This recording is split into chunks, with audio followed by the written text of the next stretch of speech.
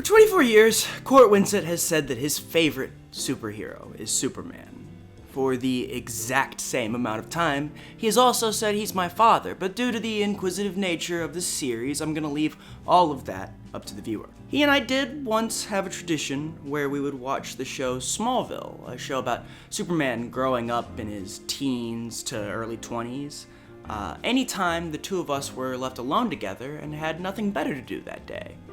This would often last for several days. Dad's favorite hat has a Superman symbol on it. A lot of his shirt have Superman or Superman symbols on them. His favorite song is Superman by REM. But the further I make it into this retrospective, the more questions I have about how Superman ended up as his favorite. See, I didn't just slam down all of his Action Comics books. I slammed down every title he has that was published under DC.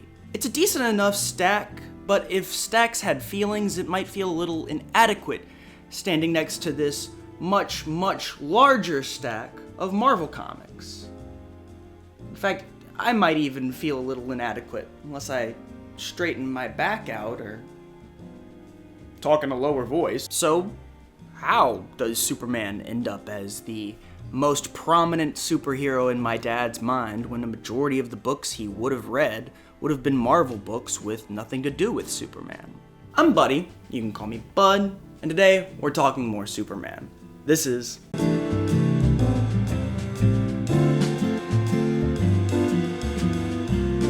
Now, let's return to the 1980s and their version of Superman.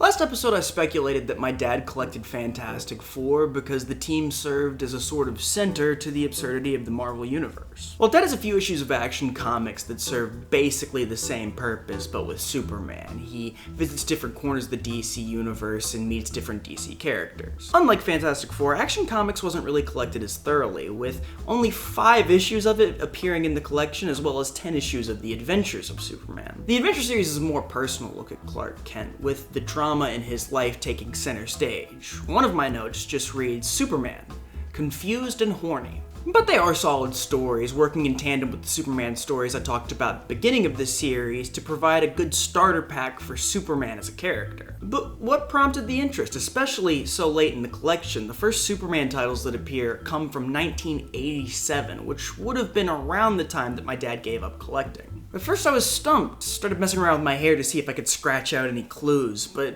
as far as I could tell, he just woke up one morning deciding Superman was the man. Then the hairs in the back of my ear had something in them, the only note my dad has ever given me on one of these videos. Buddy, if you really want Superman, you should look at The Dark Knight Returns. I ignored it at first, with my assumption being that The Dark Knight Returns would be about Batman, and that my dad was just stupid. I realized, of course, that it was the man in the mirror who was stupid, as The Dark Knight Returns came out in 1986, right before he started collecting Superman, and it features Superman as one of the primary antagonists. Readers may worry about this, as especially in recent history, we've gotten a lot of evil Superman stories. It doesn't serve him well that Superman's first appearance is taking orders from a shady figure, but when he's finally forced to face the titular returning Dark Knight, we discover that there are shades of Superman still in there. The books take place in a world where heroes have been chased away, with Superman being the only one still operating. He's supposed to be doing it in secret on orders from the government, but Book 3 opens with newscasts revealing that he has not quite left the public eye, with rather familiar tactics being used to solve crimes around Gotham. Even though he's the antagonist, the story isn't interested in making Superman evil. Rather, it's interested in placing the two of them in a warped situation where they can be as true to themselves as possible and still come to blows. Superman wants to help however he can. Batman wants to help how he knows works. But what stuck with Dad about these particular interactions? Why, after all these years, through all these stories, is Superman, this Superman, the one that he thinks of?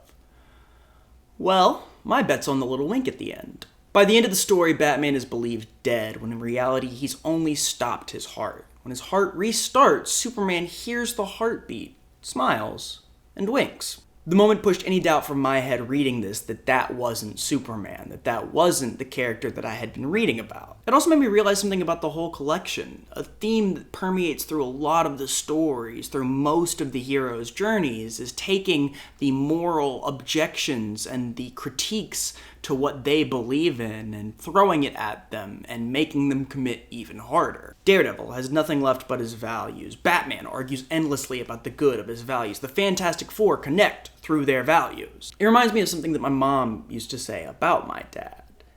I don't always agree with him, but I always understand him, and he always respects me.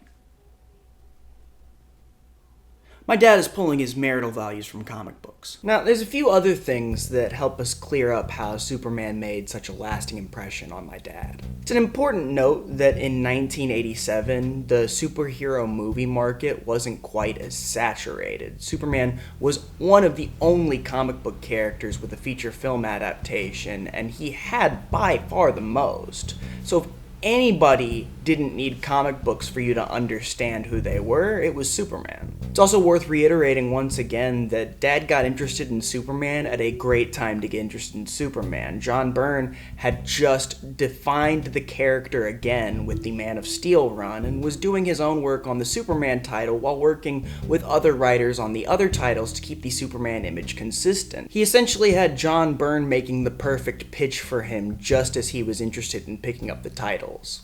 Although, of course, I'm not suggesting that John Byrne knew that my dad was out there reading the titles. I'm sure wherever he was writing, he wasn't really thinking about my dad. He's probably thinking about Superman and his super abs, super chest, super legs, super arms.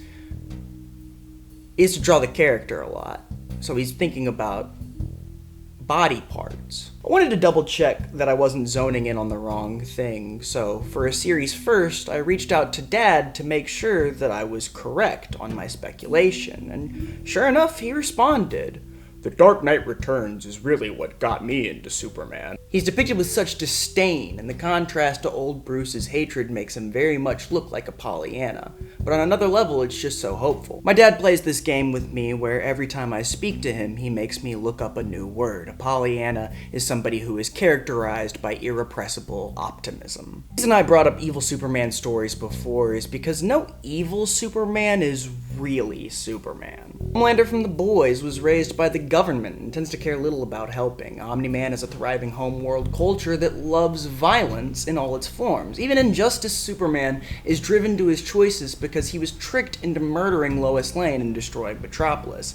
And in that game, you get to be cool, regular Superman and super splat his weird, scowly face into the concrete. The Dark Knight Returns doesn't change Superman to position him as the antagonist. It just puts him in the right circumstances. He and Batman become in a position where their values are at odds and where one of them has to come out on top. And even so, he still tries to talk to Bruce the whole time. He still comes to the funeral despite being hated and spat on, and when he finds out that his friend is alive, he looks at the only person there who could see him as a threat, smiles, and winks. In my first episode on Superman, I speculated it was quick thinking, attention to detail, and a good heart that drew my dad to the hero. But looking back on it now, I see something else, not only in the character, but in all the stories in the collection. When done poorly, Superman is just a grab bag of catastrophic abilities, because what makes him interesting are his values and how hard he commits to them. And as we've seen in the titles before, these values can expose flaws in the character. What makes him the antagonist of The Dark Knight Returns is simply that he thinks this is what people want, and he won't fight them. Superman isn't just a power fantasy, at least not for Dad and people like him. What he is somebody who commits to his values so hard that it makes him the superhero he is. And it's true of a lot of the characters in the collection. Dad would have been around 13 when he picked up this book, and that's one of the worst ages to be. Your body order 66s you and your shame turns on. Maybe what's comforting in these books is the idea that the best thing you can do in that situation is commit to yourself. Then again, when I was 13, the most appealing part about Superman to me was the heat vision. I'd see things and I'd be like, it'd be cool if I could warm that up with heat vision, make it explode or something. Next time, X.